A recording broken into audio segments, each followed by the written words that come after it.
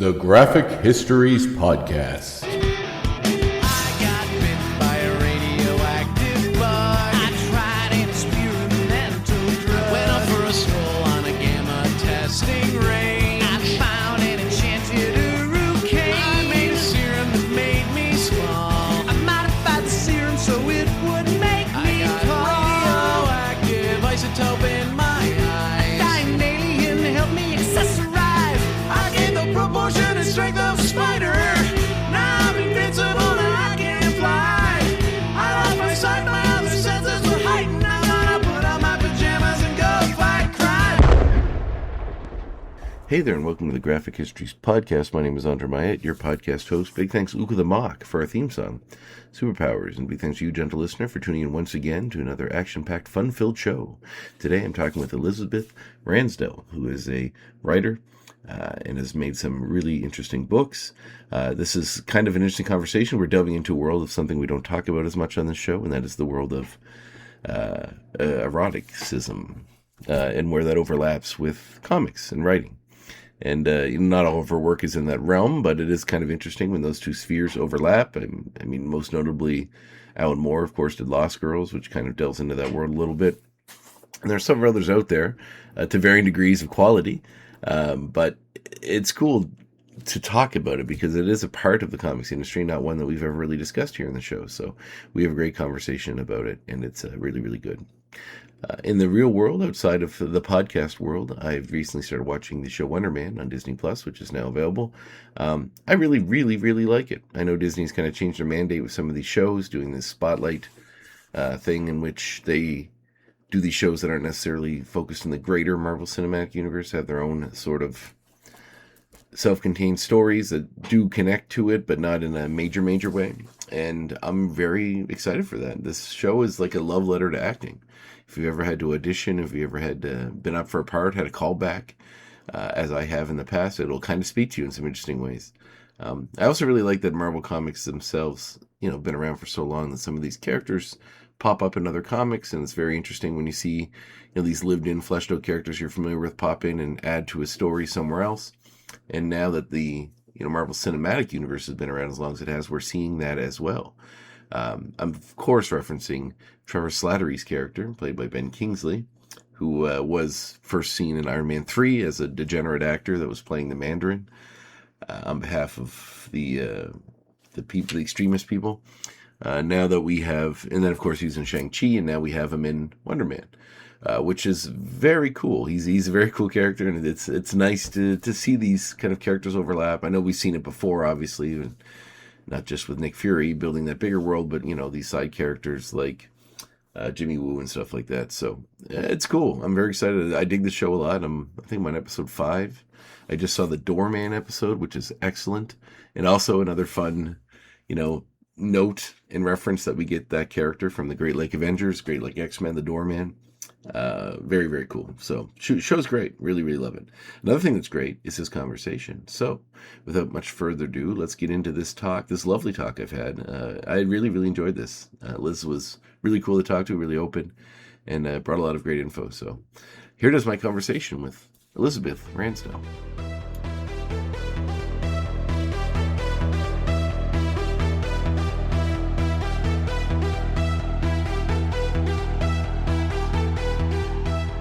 Hello. It's good to be here, and I appreciate, the invitation.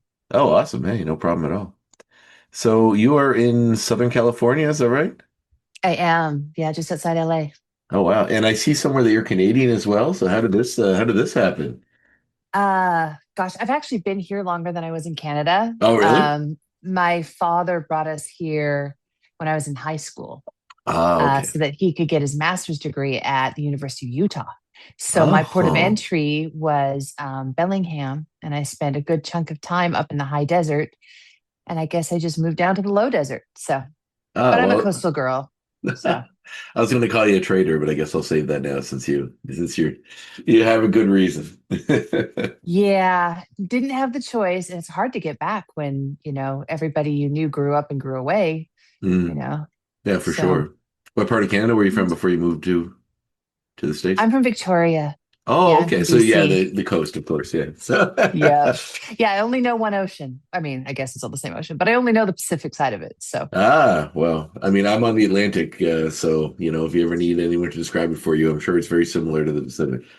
Actually, I did see the Pacific 'cause I've been to Vancouver before, but it's been a few years now, but it was lovely. So awesome, cool, cool. So like where I guess getting into this, where did comics become a thing for you? Is that something you discovered young?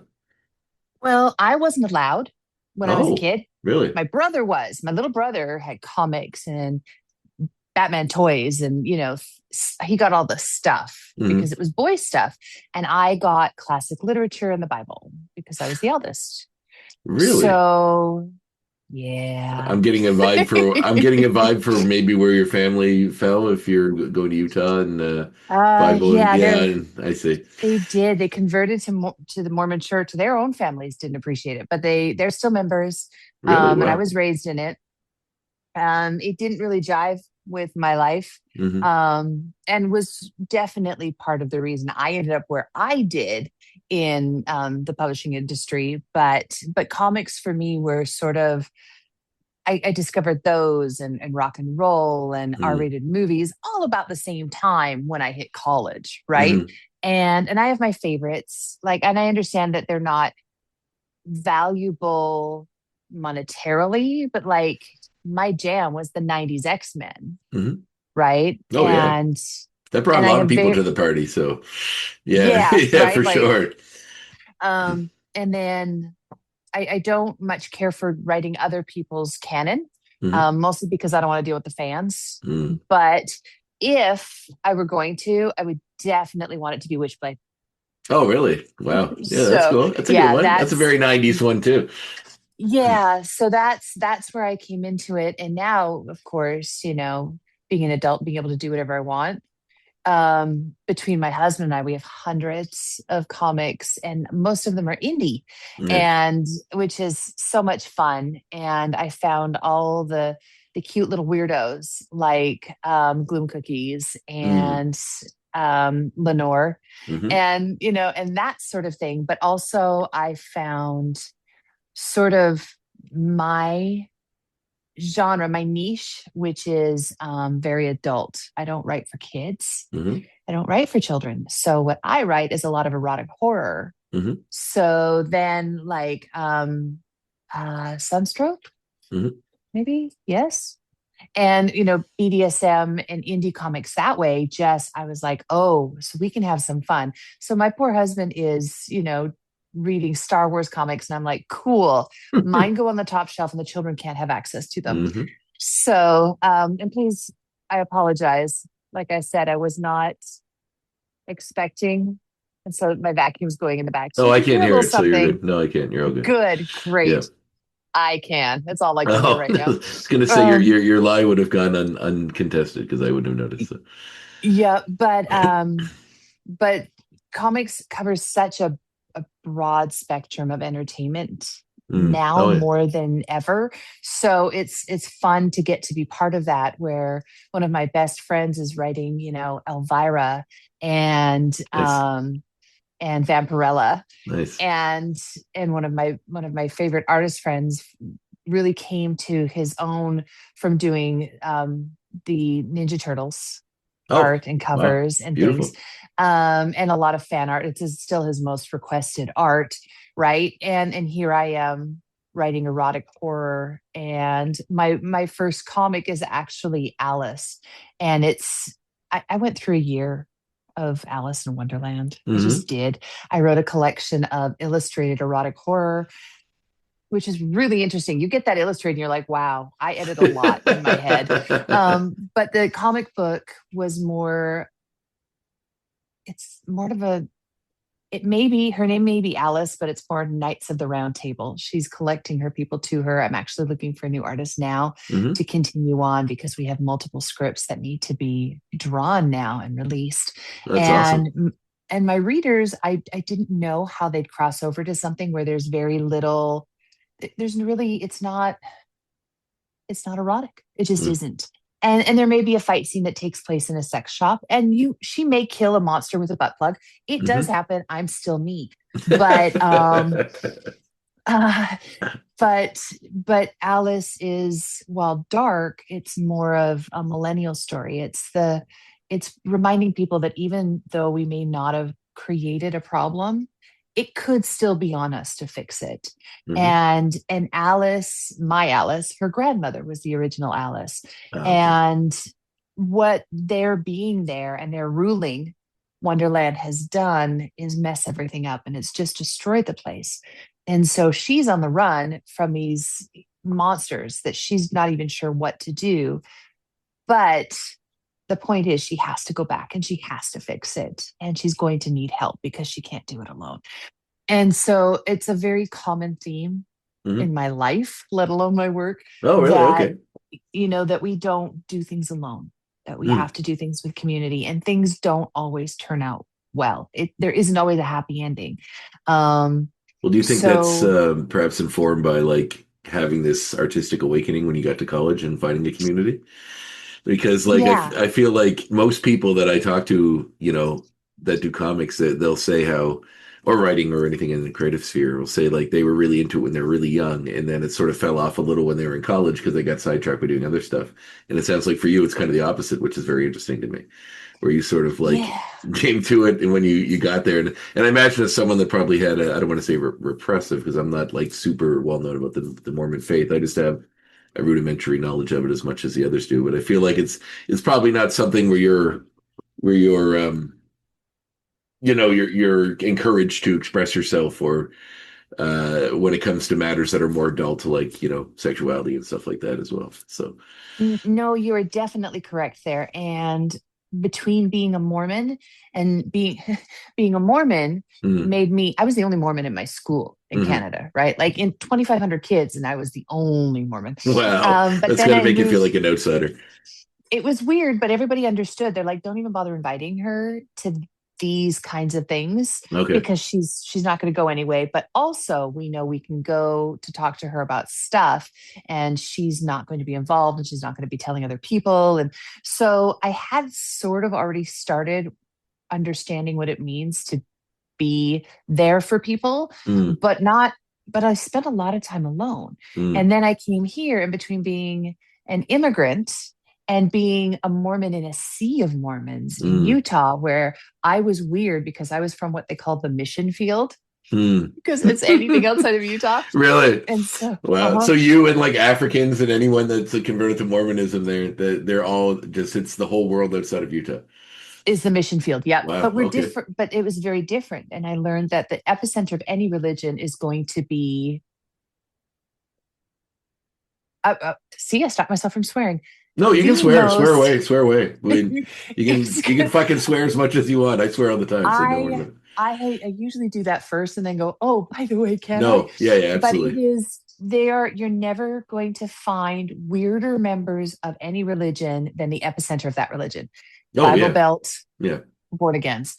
Well, I guarantee it's you, if you all go to based Rome, in it's going to be the repression. weirdest Catholics. Hmm. Yeah, like your whole like the whole society is based on like there's stuff that I mean I personally think that there's stuff that makes us deeply human, and for us it's all a little different. But I feel like you know humor, creativity, violence to a lesser extent, but sexuality is a big one, and like and it's all based on like denying all of the things that as humans we kind of want. So I feel like with the whole culture, like my parents or my dad I guess is Catholic. So like I grew up with that till I got old enough to realize that none of this is something I want to be a part of and kind of stepped out. But dad was never really like it was just a you go because your parents went and their parents went and their parents went.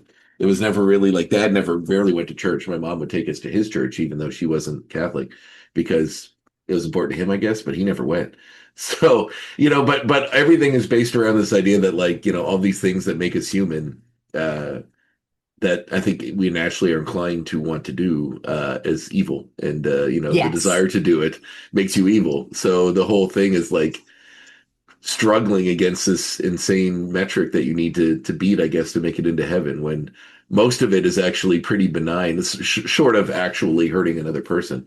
And as long I've always been a firm believer that if you're not hurting anyone and you're happy, well, what does it matter? So, Yep. have fun. So, and it's just, yeah, there's a lot of that. Like it's not lost on me the irony of like whenever one of these big religious people get caught, having like a bunch of hookers or they're being gay when they're like all anti-gay and all of their rhetoric. That deep repression probably, makes people lash out in interesting ways. Yeah, yeah, it does. And being different was just, it left me to be alone again. Yeah. Right. So, and I was always a reader, but I was very classically educated. Mm. Right. Being the eldest, my father being a classical musician, my Oh, family wow. being very conservative, like all of these things together just kind of created this bubble that I couldn't seem to escape until I Mm. went to college, until I started Nice. learning these things and just finding for myself, right? A lot of and that's where I learned to begin to learn community, Mm. right? I didn't know how to form it and I didn't know how to draw it to me, but somehow with my writing, um, people come and find you and they want to support you and they want to help you be better than you are. And it was his name's David Avalone, and he's a writer in LA. And this was still when I still lived in Utah.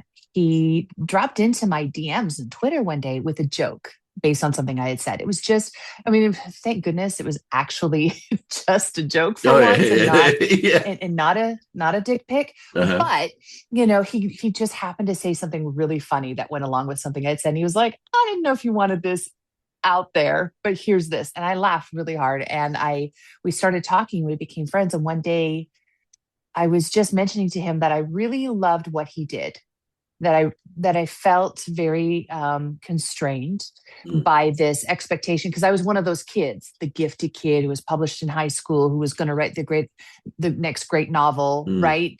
My dream was actually a Pulitzer back when I wanted to be a journalist. So like I had these very, very structured ideas of what I wanted. And I just told him that I really appreciated his writing because he's a great writer. By the Mm. way, read his stuff. Like I said, he did Betty Page, he did Vampirella, he's done the Elvira comics. He's got one. My favorite comic is actually his, and it pisses me off because he's that good.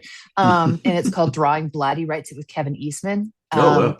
So yeah. So one day he and I were talking and he said, just write one. I said, I don't know where to start. I've been writing novels. I was a ghostwriter for 10 years. I've been writing romance and I don't want to do that. I Yeah. don't really read romance. I mean, I had to for a while because it was research, but I'm like, it's not really my jam. Mm. And he said, that's okay. Go write. You can write a romance comic if you want to. And I was like, nah, I'm good. That's not what I read, Mm. but I didn't feel comfortable doing capes and tights. Mm. And so I was in the middle of this very heavy self-therapizing year of dealing with some issues, some things that had been done to me when I was much younger. And being that Alice in Wonderland is based on a little girl who a man was in love with, it seemed to be a great place to out all of that. Mm. And so I'd written a lot of erotic horror about what would Alice actually be if she was a survivor. And she was a drug addict. Sometimes she was a serial killer. She was a cannibal. She died of drug overdoses. Like I wrote all these stories around it, but I hadn't just written a comic. And so I sat down and I wrote my first script and I didn't know how to even start. So I didn't find any templates that I liked. So he gave me one of his scripts and said, just clear it and use my template. I love this template. And so he actually put me on that path. And he has been such a great help to me in all of the right ways, all of the best ways, because he didn't hand me, well, he had to be a template, but he didn't hand me the work and he Mm. didn't make me write a certain way, but he gave me all the avenues. And when I would see him at a con, he'd say, come sit with me. And then he'd introduce me to everyone who would buy. And this is my friend Liz. She's a writer. She's really Mm. great. And I'm like, I haven't even finished my comic yet. Um, so I'm like, yeah, I'm a writer, kind of. Please don't ask me where my work is. Right. And I'm still Yeah. kind of in that boat, all my comic books right now are back east, waiting for me to go to Long Island for Mm. to be a guest at Lich. Um, but he just took these little steps, and all he did was bring me into the community and make sure everybody he knew I was part of our community. And that meant so much to me. Mm. Back when I was business partners with an artist who just wanted to be a comic book artist. Wasn't the right style for my first comic, but it's beautiful art. Mhm. I mean, there's definitely beautiful, but now I have to have it redrawn now that we're not partners anymore. Wow. But I learned all these things through comics and through the comic book community that on my own I would have drowned. Mm. Right. Like, and it's just been so much fun to discover this. And I have people asking me, so where's book 2? Well, book 1, I got a grant for. So Yeah. we applied and received an arts RAC grant. And so we were able to take that $10,000 and put it into a colorist and our letterer and all these wonderful things. So now I have a letterer actually asking me when I'm going to send in my next work, because Nice. he's wonderful. Yeah. Taylor Esposito is a great letterer, and he's also just a really kind human. Again, all of these people in the community are just like, oh, so you're one of us.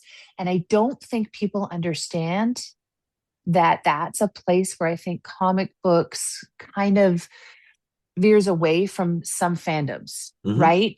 Because generally fans are like, oh yeah, well, what do you know about? Right. But in comic books, they're like, okay, have you seen this though? Mhm. And it's an entirely different vibe. And it's one that I want to foster. It's one that I want to be part of. Yes, but have you seen this? Because if you haven't, you need to. It's awesome. Versus, oh God, here's a girl who's reading comics. Here's a girl who thinks she can write comics. Here's a girl writing battles. Yeah, I've seen a few things, and especially writing horror. My comic right now, it hasn't really dipped into the horror. So right now it's sort of sitting on that dark fantasy Mhm. boundary, but it's going to be horror. Nice. And I want people to understand that it doesn't mean that I am this horribly negative, despondent or angry person. No, I'm actually really angry. I live in the US. I'm a Canadian. So I am angry. Hey, I But love horror, and like I love horror. I love drawing horror. I love I do some drawing. I did some indie comics back in the day, and I love like horror movies. I'm a massive fan. I don't like this concept that like you have to be some deranged, defiled person to write horror. It's like that's what writers do. You use your imagination, use your creativity. Like I don't think, you know, Thomas Harris was eating people, but he wrote, in his basement, but he wrote a, pretty convincing book about a cannibal and an FBI agent and whatever. Like that's the beauty of it. Like, and honestly, in my experience, most of the people that like delve right into horror are like some of the sweetest, nicest, kindest people because maybe they have an outlet for the dark humanity stuff and they don't dwell on it. Maybe it comes out in their work. But to me, like I've never met anyone that does horror that hasn't been a very cool person, like very kind, nice person. I've yet to meet one deranged, messed up person that's a horror writer or artist. yeah, me too. I think you're right. But it's also a little cathartic, Oh yeah, right? agreed. Yeah, Because 100%. and I think that's why it becomes such a community thing, is it's just so connective. Mm. Even when it's horror, it's so connective. Well, I People are think like, with you know what? Yeah, I've hurt like that too. yeah, and with comics, it's like there's such a smaller like it's its own medium, so it's its own thing.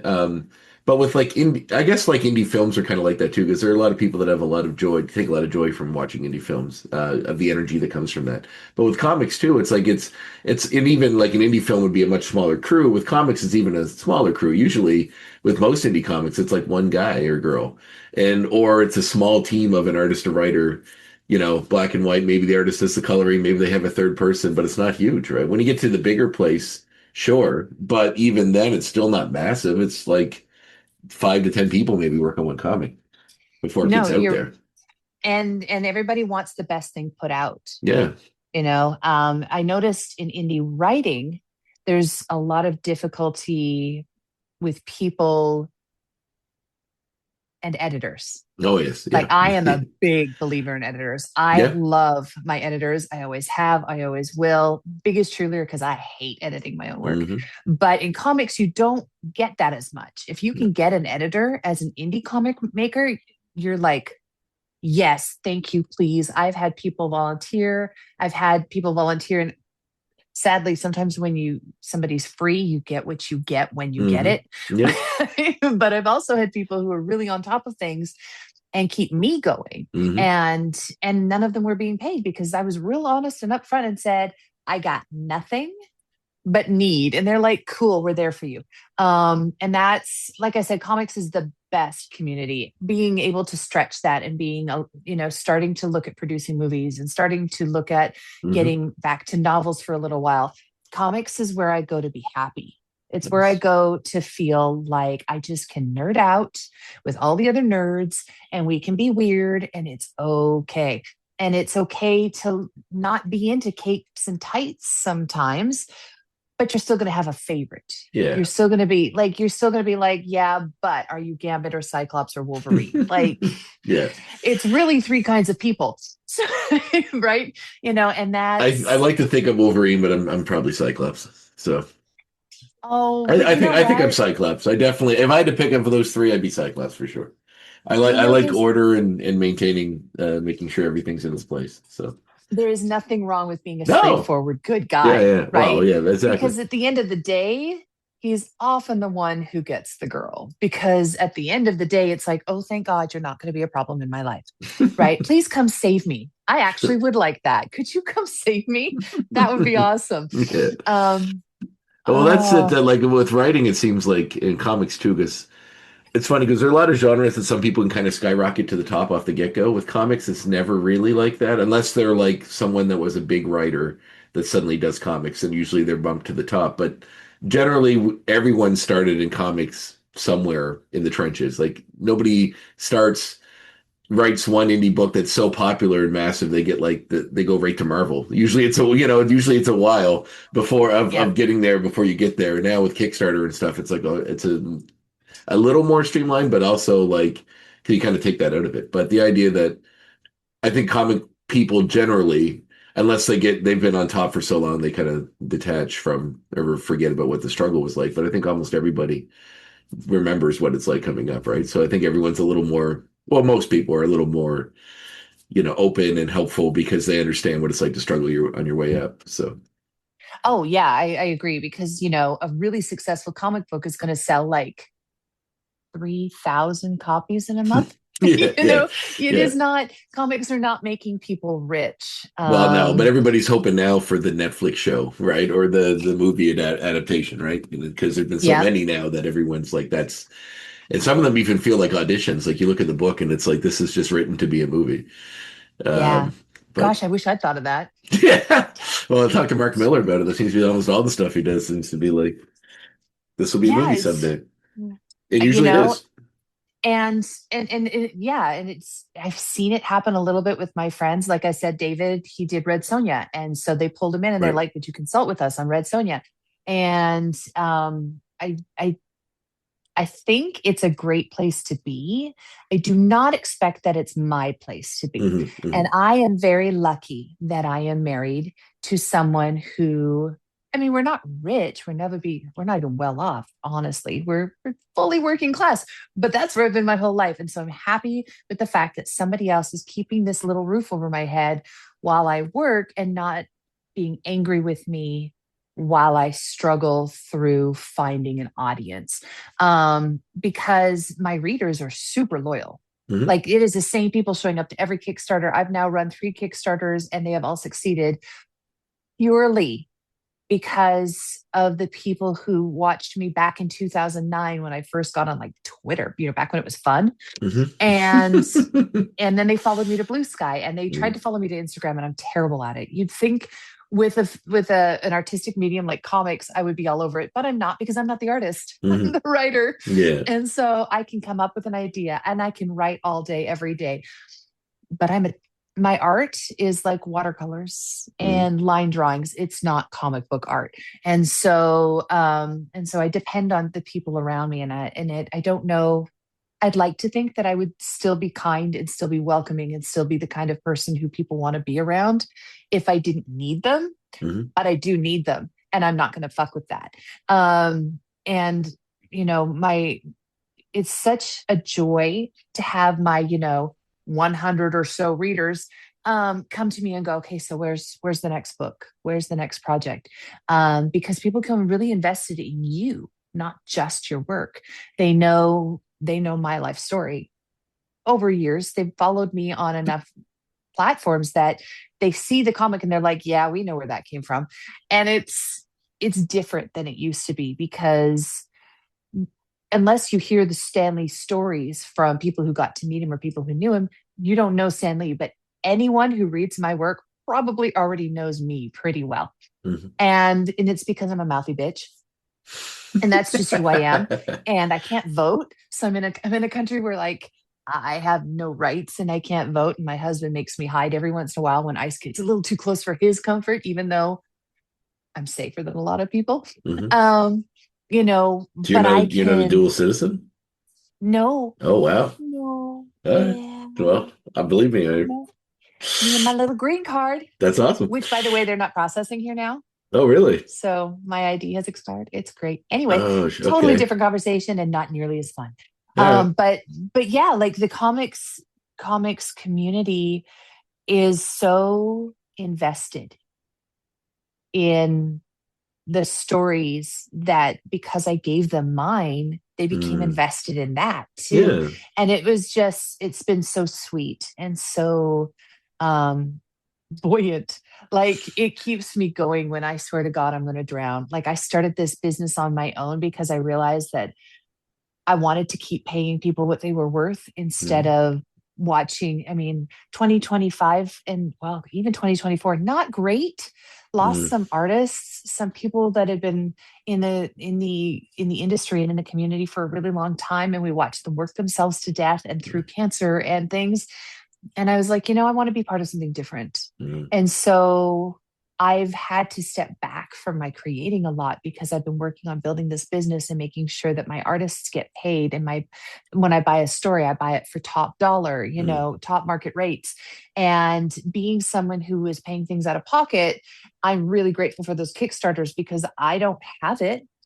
I need to find it. I have gone into debt multiple times over just to make sure that the people I need to get paid get paid.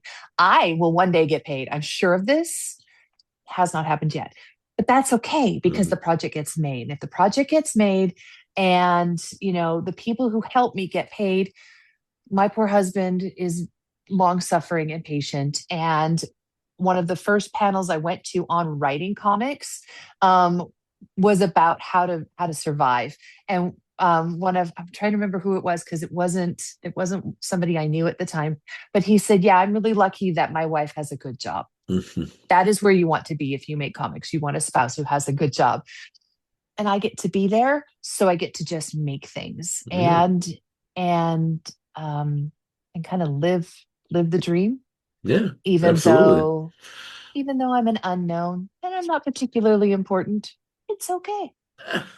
But to the So people, like, that's the beauty of independent creation is that, like, and you mentioned your fans, like, that's because to you they are like, maybe it's not the whole world, but for you, the community that loves you and your work, is only going to grow. So as the days go on, like, this job itself is kind of a labor of love, just doing this podcast. Like, I love doing it.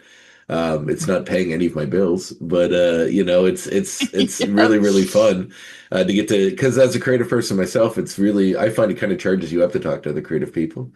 And, like, Yeah. and it sort of gives you, like, it's like when you're mostly doing things yourself, it gives you a little bit of that collaborative nature, because you feel like you're kind of feeding off each other a little.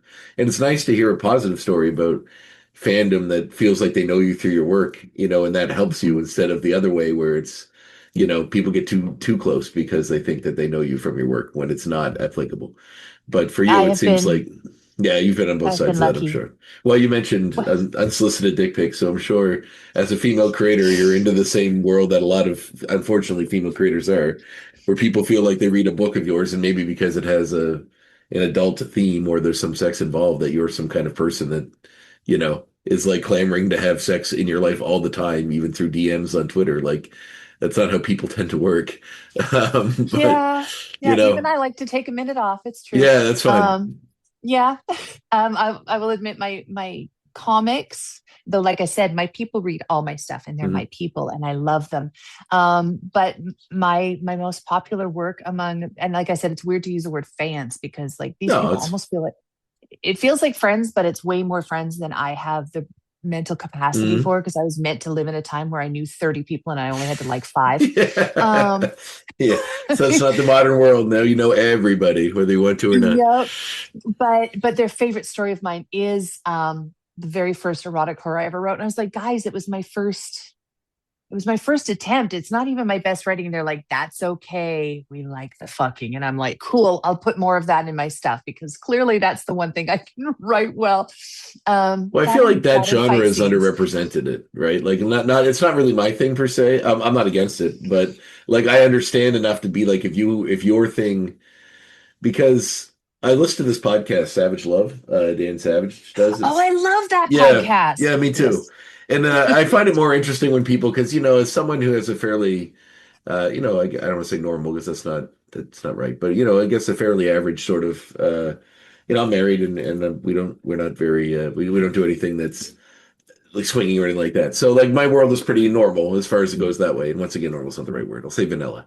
But it's interesting to hear what other people's stuff is and like some of the issues and some of the problems or even some of the solutions or even just see the world inside your own. 'Cause it's just nice. It's nice to learn and interesting. So, when you listen to a show like that, you hear so many people that have so many kind of things that they're into that aren't represented because they're not necessarily a really mainstream thing. So Yeah. the idea that like you find something that speaks to you or speaks to that thing, that's you're going to cherish that because it's not like you're going to find it on every corner. So when it comes to, Yeah. I feel like with erotica, it's kind of the same way.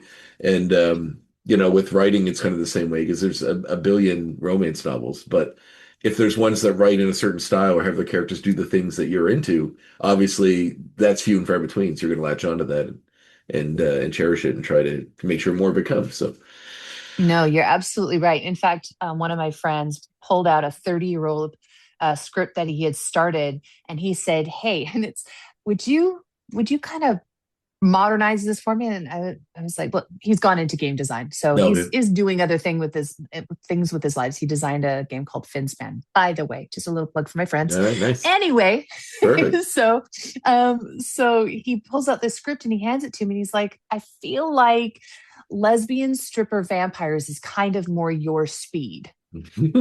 Could you maybe modernize it and make it a little less misogynistic? Because I was 26, a 26-year-old man when I wrote this. Mhm. And I started reading and I was like, yes, you were. But at the same time, the story's still fun. And I'm like, yeah, I'll help you with this. So that's, now I get to work on it with him Mhm. because I was like, hell yeah, you know what? You're right. Lesbian vampire strippers is absolutely my thing. Let's do it. And See, it I was a can decent script and appreciate it's when a it's a decent story. yeah, like I appreciate when it's a good story. Like Mhm. I never really understood the like when many years ago I worked in a comic store, just like help out when the guy was on vacation. So and I would sort the comics, and there's one person that got all of these. It's like Tarot, the Black Rose, I think it was called, and it was like some kind of it was like an erotica kind of a comic. And almost every, like, and he had like he only came in every so often to pick them up, so he'd have like 6 or 7 of them at once. And I remember flipping through them, and literally every issue is kind of the same. She gets in a fight with some demon. Her top gets ripped off almost immediately. And then usually the demon or the monster starts spanking her or something. That's like almost in every single comic. And I'm like, and I kind of like would look at it and be like, I understand if you're like the titillation factor of it, I guess. But the idea that like, it's not a good story. Like, surely there's good stories that are done that encompass these things, that you don't have to suffer through watching something terrible just to get to the part you want. Like, I don't know. Just to me, it makes me happy when it's like people are being creative and interesting and living in those worlds, but actually bringing good story to it as well instead of just something that's disposable. No, yeah, that makes so much sense. And that's one thing that I do try to avoid that I think is a risk when you write Hmm. things that take place in an erotic zone, in an erotic Right. space. Yeah. Well, it's like you could Because make a blockbuster movie, and when the two characters have sex, they actually have sex, and like that would be a much more interesting porn to me than what porn is. Like where yeah, the pizza man needs to be paid or whatever. Like it's dumb. Like yeah, and you can. and you can kind of tell because it's not as pretty. In fact, I remember that being a Halle Berry interview where when she was in Monsters Ball, that was what she said they went to make it real. So they basically just had sex. And I was like, you know what? Yeah, I can see that. That makes sense to me too. But it's a sort of a pitfall that you have to avoid when you write things that take place in that erotic space, that you're not just writing it for the sex, because it has to have a point, or just go watch some porn. Like, Yeah, seriously. exactly. You know, we all love porn. Fine. Just go get yourself some. That's great. And I don't want to be that kind of writer, even though it probably has a space as well. But because my first comics were things like the X-Men, and they say something, if I'm not saying something, I'm probably just going to quit, because I need it to feed me when I write it. Right. I need it to feed me when I create it. Why did I create this character if they're literally just a cartoon blow up doll, right? Like, I can't do that. And I understand that some people are like, really, my brain is fried and I just want a cartoon blow up doll. You know what? I'm not going to knock it. But for me, I need to be saying something, because so much has happened in my life, and so many things are saved. I am saved from by the virtue of this one thing that I have no control over. But it's put me in a glass house where I can see my friends and all the things that they're going through, because they aren't protected by this one thing that I'm protected by. I actually just had a surgery on my ear to reconstruct my inner ear, because I was deaf. And I have been for a long time, long enough that they told me it was always going to be like that, but the tech caught up. And I'm starting to hear, and it's amazing. Oh, wow. But for a long time, I had issues with that. But my disability was invisible, right? I'm an immigrant, but my status isn't immediately noticeable. I don't know that I even have an accent anymore, although apparently I still say sorry. But that's in your DNA. That's never coming out. Yeah. And often I say it often too. Yeah. But like, there's so many things that I am there and I can see it. But for this one thing, I would be in the middle of that with my friends and with my communities. And I appreciate that comic books talked about those things. And I find it funny and frustrating when you get the same people who complain about musicians having political stances, when all of their lyrics have very clearly always had political stances. I love when Bruce Springsteen wrote like an anti-Trump or an anti-ICE song, and people are like, why can't he just sing about non-political stuff like he always did? It's like, did you pay attention to what he did before? Like, Born in the USA is not a happy USA song. If you listen to the lyrics, like maybe listen to the songs that you're critical of the people that are writing them about, and see what they're actually about. And I appreciate that comics enters that space a lot. And I think that one of the things that confuses people is that I became the person that my family and religion told me to be. That they are not, but they told me to be that person. And then I went from that to comics and comic book movies, and people wanting to save one another, and caring because they care, and doing something because they could. And I think that at the end of the day, that is one of the most important core tenets of mainstream comics, is that you do something because you can. Otherwise, everyone would be villains, right? Superman didn't have to be a good guy. He just chose to be good. Seeing everything that was going on around him, being raised among humans, he saw that and went, no, I want to make things better. I don't want to make things worse. Because he could have ruled the shit and no one could have stopped him. You know, Zod would have shown up and been like, my boy. Yeah. And that would have been the end of it. So I just feel like no matter what people say, if you're a part of that community, it's in there. Yeah. You can do better. You can be better. And if you aren't, I have a feeling that that it feels discordant, that it doesn't feel right in you, that you're not. And I think that's actually some of the anger, even on what I would consider the other side of the political sphere than where I stand, because I feel like a lot of that anger is because people inside know that they want to be Superman, but they're cheering for Lex Luthor, right? And they can't make it fit in their heads at the same time. And you know what? I can have compassion for that. I can feel for that. Not so much that I'm going to let people get away with it and not be a bitch to them, but I absolutely can feel something for that. I just think that if you can choose better, you should choose better, and we should want to take care of one another. We should want to be the X-Men. We should. Yes. Oh, hi, baby. That's Lebowski. He tends to make appearances on the show sometimes. I He feels like I've been absolutely love that neglecting name. him. Yeah, hey, buddy. I always say he's kind of like a baby goose that I imprinted on me when he was a baby, because he is very, very attached to me. Yeah, you, buddy. That's how I feel about goblins sitting here staring up at me like, why are you talking to your phone again? Yeah, I get it. Yeah, 100%. No, but I think it's kind of, to me, I think people are inherently selfish, and I don't mean in that we don't. I like to think that people are inherently good, although I do have a dark nature of my opinion on humanity as a whole. But I think that there's this inherentness to only think about ourselves, and like so when people support people like you can use any of the people in the States right now that people are having issues with, it's because there's something they bring that they want. So like I think America's kind of built on this belief that you're all gonna be millionaires someday. That there's that like every day someday I'll hit my break and I'll be a billionaire. So I don't want anyone that's gonna tax billionaires to be in power, because someday I'll be one and I don't want to be taxed. Instead of dealing with the fact that I'm not and I probably won't be, so I should probably look for a system that will look after me as I am now and not the fictional me that'll be a billionaire in the future.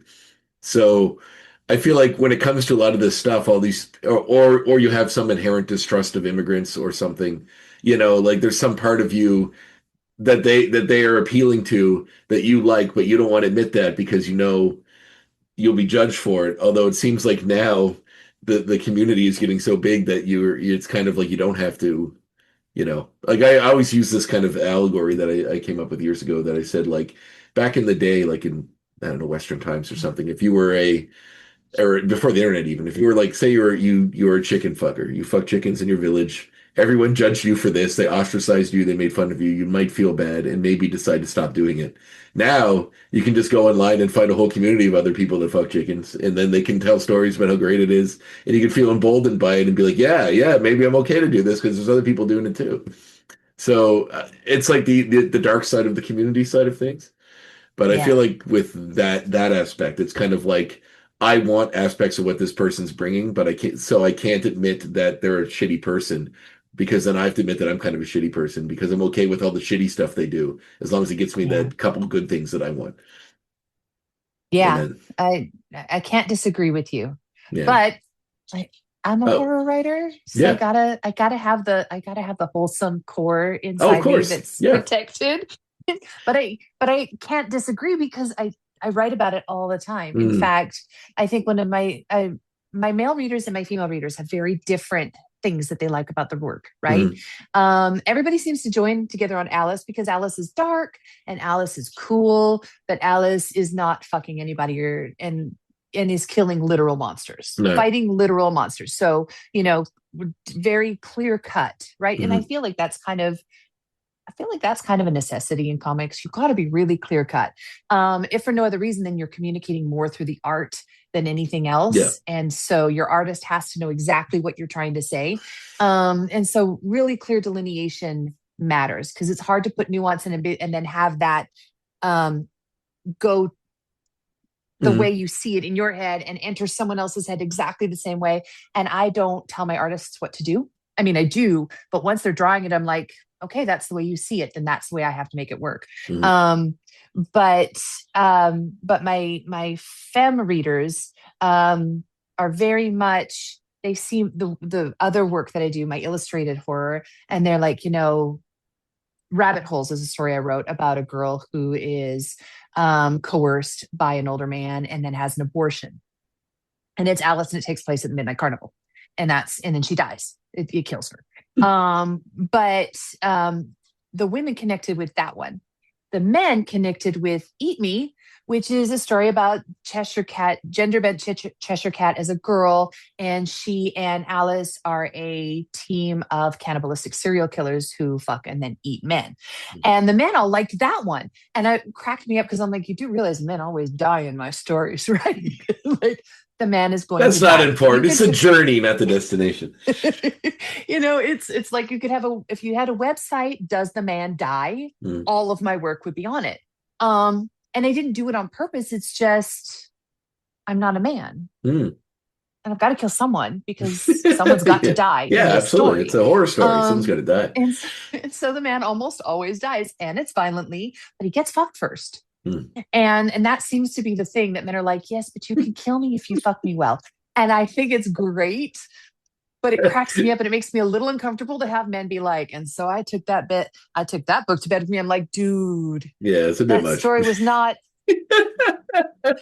Well, that's not what I wrote it for, but I guess you can't decide what the art means to the person who's consuming it. Do you ever see the movie, what's that movie with Timothy Chalamet, Bones and All?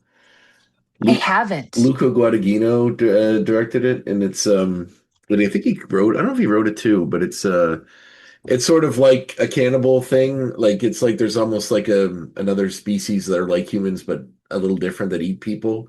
And then there's it's sort of like I wouldn't call it like a cannibal movie in the way that like it's really like there's not a lot of creative, like I'm cooking him into a souffle or something like that. It's more visceral and more primitive, like primal. But there's like this. It's not Sweeney Todd. No, not that kind of. I guess I like Silence of the Lambs a lot, so I guess I go back to that a lot. But the concept that like, and then it's like this young girl that never knew what was different about her, and then she meets this young guy, Timothy Chalamet, and it's kind of like her sexual awakening, but also her like remember this. Yeah, her like the awakening of her abilities to do this. Yep. And then there's also like an older guy that has the power that's sort of following her a lot. So there's like this weird like I think the whole thing's an allegory for sex in a way, but I mean a lot of Luca Guadagnino stuff is. If you've seen Challengers, that whole thing is like but it's really good. And so I feel like the concept of that, the allegory for cannibalism, I guess specifically, and in the way you do it can really be used in an interesting way. Like that was one that I found one of the more interesting ways. And it sounds like you came up with one as well. Like, it speaks to something. There's some inherent, maybe it's being understood or being consumed fully by someone else. That's like the draw. I don't know. But I like that the guy's like, as long as I get laid first and it's good, you can kill me afterward. Yeah, and honestly, I'm like, who am I to? Whatever. But you liked it though, yeah, right? And I think I think that's just that relatability and that core thing where you're like, this should not be relatable to anyone. I don't even know why I wrote it. Yeah, it just popped into my head, and I sat down and wrote the whole thing. I've been doing that a lot. I've spent 10 years writing things very, very outlined, very plot heavy, because it was ghostwritten. So I had to write it to what a client would agree to. How did that begin, by the way? I don't want to deviate too far from what we're talking about, but I'm just curious about the ghostwriter world because I always find that kind of interesting. I have a lot of children, and daycare became expensive. I see. So I quit my job and did something where I could work from home. It's true. I remarried. I had 3 children. I remarried, and we had 2 more because he wanted 2 more. So we have 5 kids together. And when my youngest was born, actually when my second youngest was born, I started ghostwriting, but I was still working my day job too. And then when my youngest was born, and they were both planned, he wanted these 2 children. Broke me. I'm just saying, one is good. I love all 5 of mine, by the way. I would not give up one of them, but one is good. That's what I've told my kids. You don't have to have kids. I'll just spoil you when I finally have money. But I could write, and I always had written. I hadn't written for a long time, and I was nervous about it. So my first ghostwriting gigs were literally like a movie review and someone's college paper, which was about gaming. So I'm like, I got this. Nice, yeah. It was a psych paper about gaming. Hell yeah, I'm there. Fuck I was even excited to do it. It was a good paper. I'm sure they got a good mark on it. I didn't get any complaints. But then I started writing these cool, paranormal, action oriented. And I was supposed to be writing romance, but I just couldn't bring myself to do it because I'd never read much romance. It's just not my thing. They're great and they have a place, and my romance landia friends are the tits, but not my thing. Hmm. Probably because I don't believe in happily ever after, so I don't feel like writing them. But I could write these adventure stories and these dark stories about vampires and werewolves and witches, and they had romantic elements. I could do that. Mhm. And so I was writing these books, and my clients loved them and kept coming back for more. But somewhere along the line, I just realized that if I could get 4.5 stars on Amazon for some stranger who didn't care about me, maybe I should work on my own art. So the moment I started doing that, I stopped being able to write a novel a month because all of a sudden I was scared about putting It's out you. the absolute best thing I could, because now my name was going to be on it. It wasn't just push it out as quickly as possible, take the edits and go. It was, oh my God, now what do I do? And then when David said, write a fucking comic, I went, okay, but then people can really see me because I got to say it all in like 24 or 32 pages. And I have to make these scripts clear enough and good enough for an artist to be able to actually create that story, because I'm not the one doing the storytelling in this medium. And I've got to tell you, it is the best and the worst experience, because I am so nervous, way more nervous than just writing something and putting my name on it. So nervous that I'm going to give my work to an artist and they're going to be like, what the fuck? Okay, I'll see what I can do to make this a good story. But I have been very fortunate. Like I said, Alice 2 is supposed to come out this year. And I just am like, it's another Kickstarter. So I'm like, oh my God. But it was so well done in the art. Nice. Like, and even though this was his first comic book, because that's all he ever wanted to do, but he never got the chance. And this was my first comic book. Our readers were like, yeah, this totally makes sense. And we can't wait for 2. And so now that we're pushing 2, the script is done, I went and I paid one of my friends for a full day of like one-on-one editorial and mentoring training to make sure it was super tight, because it needs to be better than 1. And then 3 needs to be better than 2. Right. And so now all I need is to let it go, because I have amazing comic book artist friends who probably could do anything with anything I give them. And because they know so much, because they've been there so long, and the readers really benefit from that elevation of the story through the art.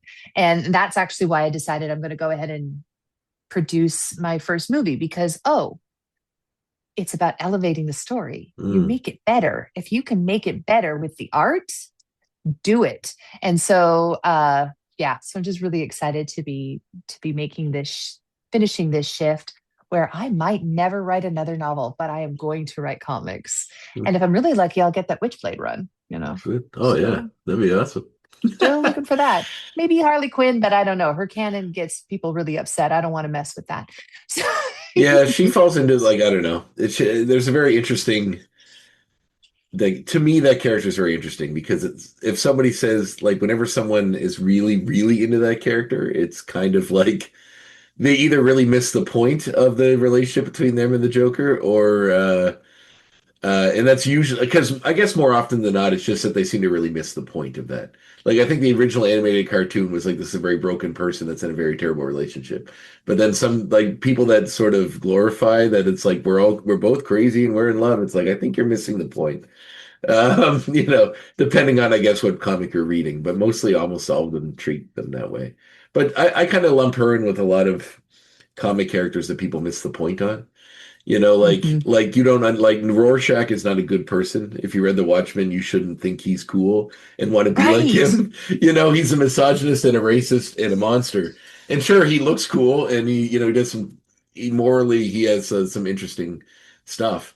And he certainly has a strong sense of right or wrong. But, the Punisher is one too. It's like, you wouldn't want a Punisher in your town. Like, I love the character. I think he's great, but you shouldn't want to be him, or you shouldn't want society to be in a way, or your cops to be him. Like, it's not That's, you know, Yeah. originally he would shoot jaywalkers. Like if you're breaking the law of any kind, he just kills you. So like, you know, obviously they added some shades of gray to him, but yeah, with her, I always kind of find it's like, yeah, usually it's trying to idolize the fact that you don't have to change or work on yourself because you can be crazy, that should be accepted. Yeah. And I mean crazy is a diminutive word, but yeah. Yeah, I like to see Witchblade. Witchblade's always an interesting because like I'm a kid, I was born in 85, so I grew up in the 90s. So like that was that magical era of all of the you know, when everything got really like packy and shoulder bladey and metally with the costume. So it was like Witchblade and also like Vampirella. And like I remember when Fantastic Four changed Sue Storm's costume and the four was like gone. So you just saw cleavage through the four on her costume. And like just ridiculous costume ideas like that are like, you know, purely for titillation and nothing else. Like if you're gonna go into a battle, like why would that be a costume anyone would wear? But And honestly, that's one of my favorite things about comics. yeah. So the fact that I don't write that kind of comic has not been lost on me Yeah, yeah. because, because I actually think they're incredible. I Yeah. mean, I may not take them as seriously as I That's take other okay. things, That's okay. There's nothing wrong but with it. yeah, but like honestly, it's a part of the world I love. Same thing with Red Sonja. Oh my Mm. gosh. Yeah. I came late to Red Sonja Oh yeah. and went, oh my gosh. I was like, where have I been all this time? It's female Conan. That's all you need. That's great. Yeah. Yeah. So yeah, actually a few of the Red Sonja that just came out. Well, I'm just going to plug my friends for this entire thing. Please. Yeah, go The ahead. Red Sonja that just came out is also really, really good. And David made a couple, nods to some things, and it was really good lesbian representation too. Oh, So, good. like, which I love, Mm. being a little queer girl myself. Mm. Like, I'm like, yes, please, more lesbians in comics that are also badasses, and they're not there just to titillate. Mhm. I'm good with that. That is awesome. And it pushes me because I kind of have wanted to keep my comics more innocent, and I realized that I don't know that that's who I am. And that doesn't mean that like the comic is never going to be erotic. Alice is not. There are some out there that I've already started the scripts, but not this one. This is my childhood. This is my um Arthurian tale. This is my Knights of the Round Table and a broken Camelot. Like that's what this Mm. story is for me. And I needed it after writing all that erotic horror. You need a place to palate cleanser. You need a place to just take a breath and enjoy something that is good, clean, wholesome, bloody fighting. Mm. Yeah. So, sometimes Yeah. you just need a war. Sometimes a And simple narrative is, it can like, they say there's only like six stories in the world. So really, if you boil everything down to its core components, there's one of six. So like, there's nothing wrong with doing, a basicer version of one. Not basicer, but you know what I mean? Like one that's more focused on what it is instead of yeah, deviating a lot into other territories. But as long as you do it well, it's just, it'll appeal to the humanity people. And that's what good stories do. yeah, I appreciate you saying that because the one script that I'm trying to sell right now is actually my homage to Mary Shelley, and Yeah. it's very much different. Where here's this woman trying to save her wife, Oh, and cool. so she's out there killing babes to get the best body parts, right? So she can put her wife back together because she can't live without her. And so That sounds great. I'm down for that. I'm a big I, you know, Frankenstein fan, so oh, um, me too. I can't show you. They're on my legs and I have pants on, but I have like I do a lot of plays, theater. I do some acting too in film when I can get it, but it's not. I live in Nova Scotia, so it's not like it's the film industry here is decent, but it's not massive. And I also have a very distinctive Yeah. look, so usually I'm some kind of a biker or a cop or something. I don't normally get the meteor parts. But I was in a horror movie where I was killed with a bunch of women and stuff. So there was that. But the concept that um, so yeah, I did a play years ago as a version of Frankenstein that was a very literal adaptation of the book that I directed and I was in. I played the creature in it. So and I read the book going into it, and then I've always been a fan of it. So I have tattoos of like it looks like my middle My calf is stitched on, like from the ankle to the under the knee. There's Oh, that's fun. yeah, there's like the bolts and the scars and stuff. That was like my sort of tribute to it. But I've always been I a big love that. fan. Yeah, and I actually considered years ago doing a podcast that's just watching Frankenstein adaptations because there's so many. You could probably spend years doing it. Oh my gosh. I've been doing that with werewolves. And before Yep. that, I did Dracula. So I should do Frankenstein. Okay, Yeah. Frankenstein's next. I'm doing Frankenstein If you next. need a But partner, let me know. I've already been thinking about it. So I there's will. I there's will a let you lot of know when them. I start. But yeah, and I don't know if this is a Christian thing. Can never tell if it's if stories that I had from my childhood Mm. or stories everybody learned. But the gift of the Magi Oh yeah. was a very big part of my childhood. Like that whole sacrificing yourself or your most important thing for love of another person. And so I wrote, and so here was this little Frankenstein Gift of the Magi mashup that I did. And I sent it into James Aquilone. So we'll see how, because it would be really Did cool to see I've had what him on he the comes show. up I've with. had him on the show before.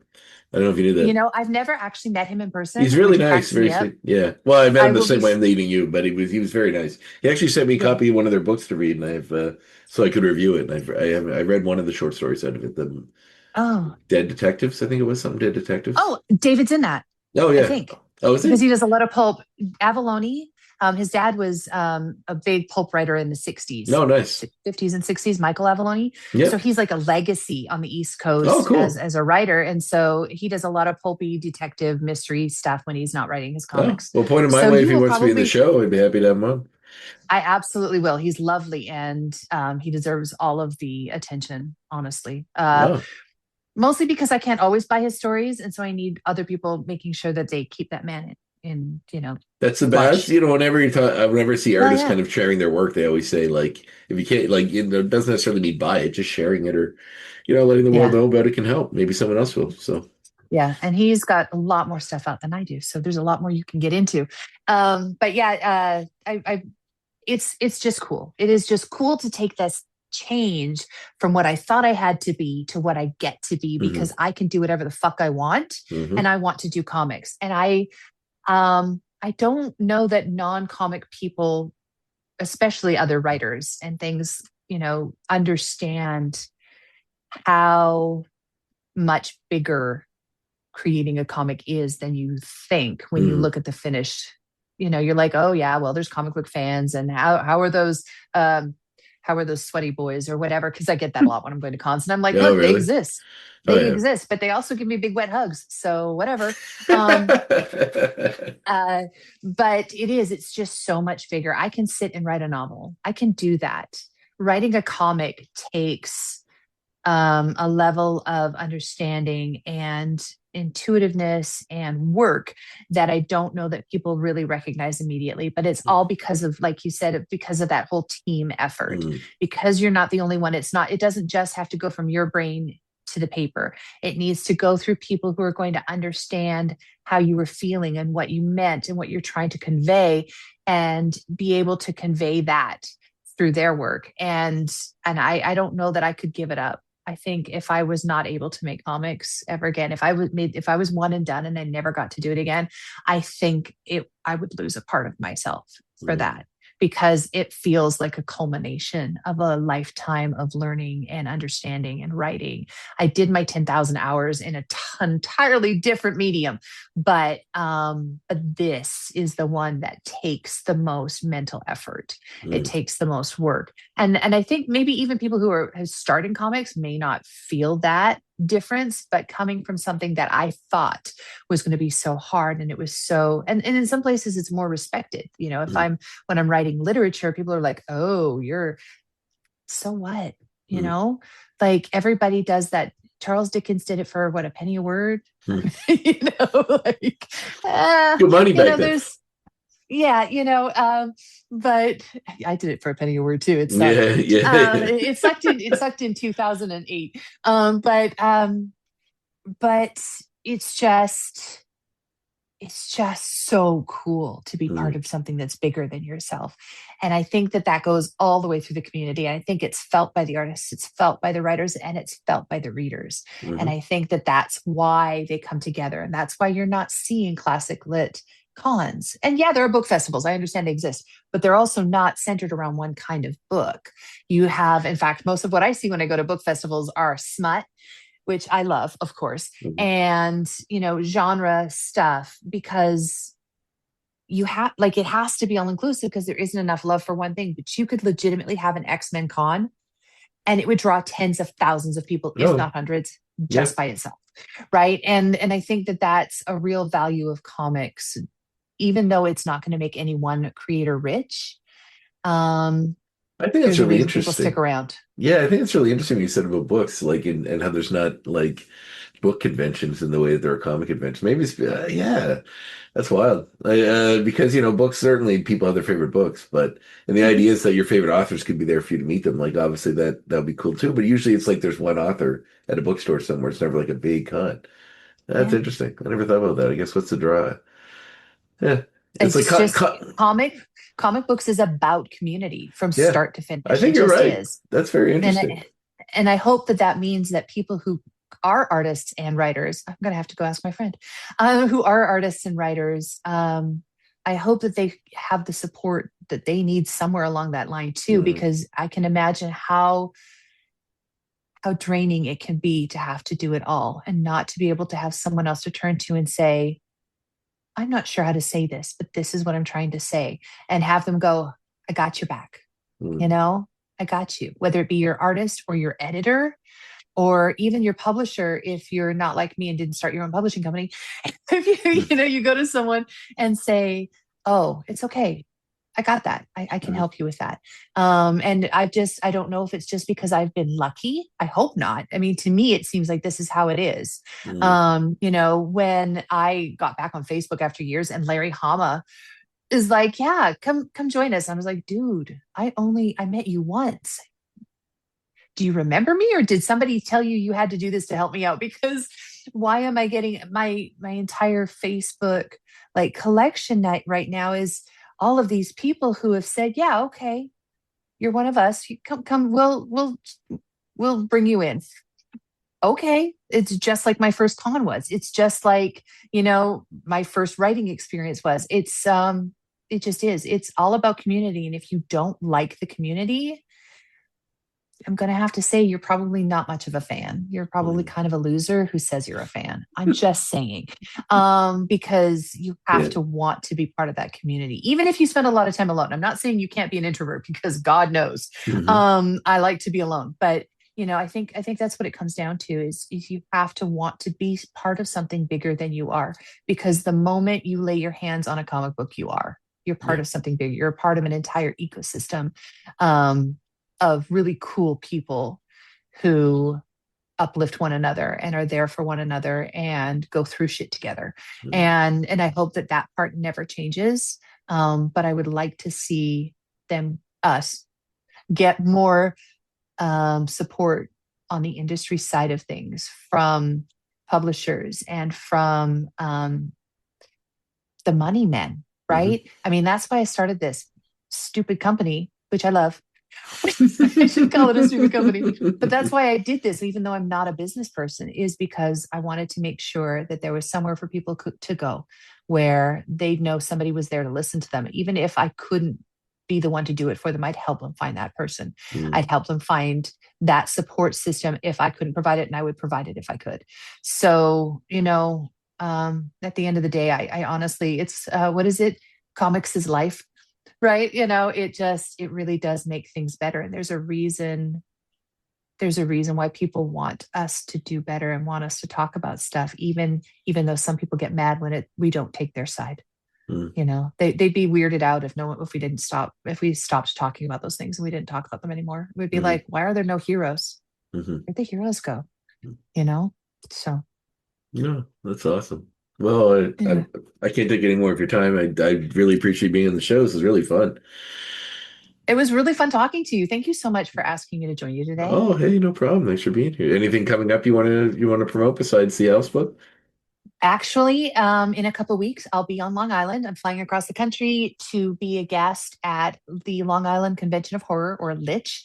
That's awesome. And I will I might not have my new Curiouser book out, but I'll have my comics and I'll have my first anthology and well, collection technically because they're all mine, but be on a few panels with a few really great people. There's going to be the Terrifier family is going to be there, and some other great act.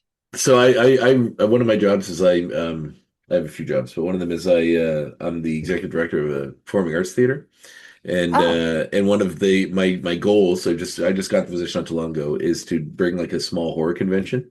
And I've actually been in touch with the guy that plays Art's agent. So I'm waiting to hear back. So I'm really hoping we can get him. I think it'll be really, really cool. So put in a good word for me if you can. I absolutely will, actually. Perfect. And I'll actually send you the con organizer's info because he is the man who knows everyone. Sweet. And he'll hook you up. He will absolutely hook that would you be up. amazing. Thank you. Again, community, right? It's he's very much about it as well. So I'll hook you up. Oh, with thank you so much. That's awesome. And yeah, because he is so excited to have these people at it's only the second year of him putting this con on, and it's awesome. his dream, right? Yeah. So he's getting these amazing people. Oh, he'll be so stoked to be able to share those names with you and get you introduced to people. Awesome. Oh, well, thank you so much. This has been a real joy. Well, have a great rest of your day. I really appreciate your time. Oh, you as well. We'll catch you next time. All right. Bye, sir. Bye.